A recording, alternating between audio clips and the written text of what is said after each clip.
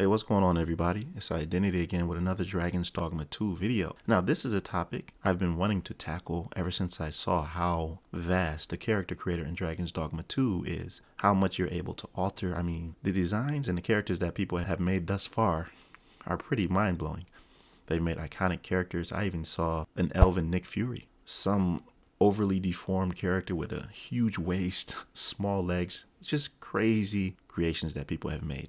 So this begs the question in my head, does size actually matter? How does it affect you in game when playing? Well, I read an article by 𝐤𝐤𝐬 that went into this subject. And I played Dragon's Dogma, the original, but it was a long time ago. And I didn't really connect the dots as to how the size of your character connected with your actual gameplay. I just made a standard character based on how I looked, and I played the game. And that was years ago. But now, ever since this game has started talking about all of the features, as we're closing in on the game, you can actually create characters right now. And the funny thing is, I've actually made the Fellowship of the Ring. I had to do it. The first video is going to be available at the end of this. You can see I created Aragorn. I made Legolas. By the way, let me know down in the comments which one you want me to upload next, Legolas, Gandalf, or Gimli. But I appreciate you stopping by. A like would be super appreciated. And subscribe to my channel if you find this video or topic interesting. They talk about in the article how your character's size will likely matter much like in the first game, as the character creator gives you the option to adjust your height to the liking. They specify height here because they provide a chart. Check this out. And it talks about the features based on what you do in the game, depending on whether you're short or you're tall. Okay, so faster jogging speed if you're tall, longer weapon reach if you're tall, of course the opposite if you're short. Now I can see a great advantage in both of these, because in Dragon's Dogma 2 they were talking about how there are these caravans that traverse the world, and if you're tired of walking or running throughout to get to your location or your destination, you can hop on those. On top of that, there's going to be giant enemies that attack the caravan here and there, so it's a pretty exciting experience. It immerses you in the game, even with the fact that there's not much fast travel. You have to really engulf yourself in the world to the point where you actually have to make these journeys, which is why some of these journeys go into the night and you're going to have to make camp, which leads into something entirely different. So I could see why faster jogging speed will be something to be preferred.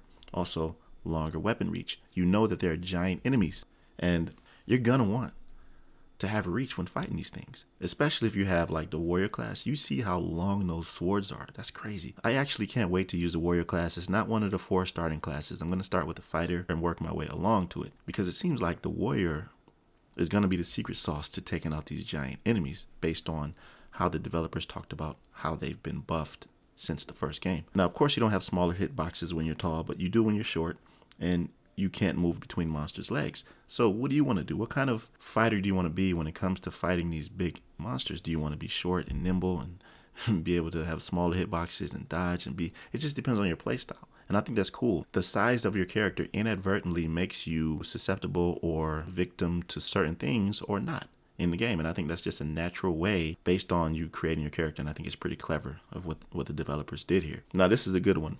It says you can enter goblin holes. Now, me, I am an advocate of exploring every beaten path around the whole world of any RPG that I play. So when I see little goblin holes and little treks and areas off path, that to me spells loot or anything else that I can find that will help me in my journey. This is also going to help your pawns, because the more that they explore certain areas, the more experienced they're going to be and the more useful they are to you throughout your journeys and your battles or whatnot. Now, this is not to say that you're not going to be able to get in those goblin holes or those secret hidden passages if you're not small, because there are certain areas that have spots that are covered with boulders. And if you're big and strong, you can break those boulders or have your pawn break those boulders. So it's not like you're going to be stuck not having the ability to explore different areas if you're not small. But I think that being small has its advantages, which is why I created Gimli as a dwarf for one of my pawns. It's going to be cool. I can't wait. So this is what they said about the chart. Character height mattered in the first game, as tall characters can jog faster and their weapons had longer reach, while shorter characters had smaller hitboxes, which is an advantage, and can move through small spaces. Now, I know you're interested in seeing what they talk about in regards to heavy characters that are fat or big. They also included a chart here where it says faster stamina regen, which is not a feature for heavy characters, but it is for light. Lesser stamina usage, same here. increased inventory weight capacity. Now this right here is invaluable in RPGs. I don't know about you, but I'm a hoarder when it comes to when it comes to keeping gear and loot. I don't know.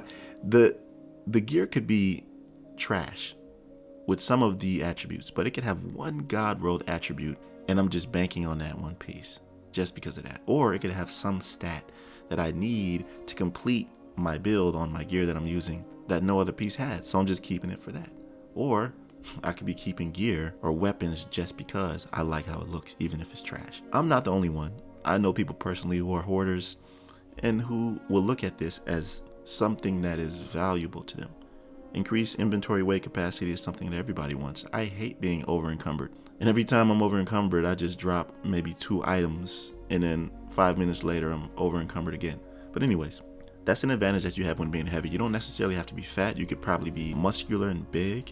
It just depends on how much you weigh. Because in the character creator, it actually tells you how much you weigh, which is cool. And finally, it says moves faster in heavy armor. Now, this just depends on whether or not you want to be a nimble thief or a heavy brolic character that gives 0 Fs about anything.